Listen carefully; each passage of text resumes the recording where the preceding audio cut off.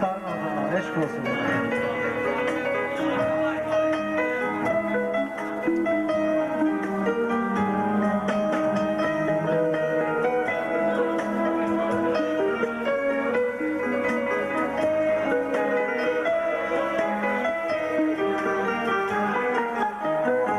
İkimizde bir yürek var, yarı benden, yarı benden, yarı senden.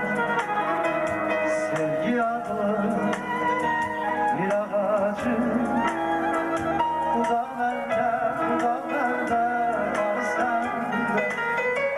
Çiçeği biter, gül üzünden, bilmem ama her sözünde bir buludum yüzünde. Yanlış ben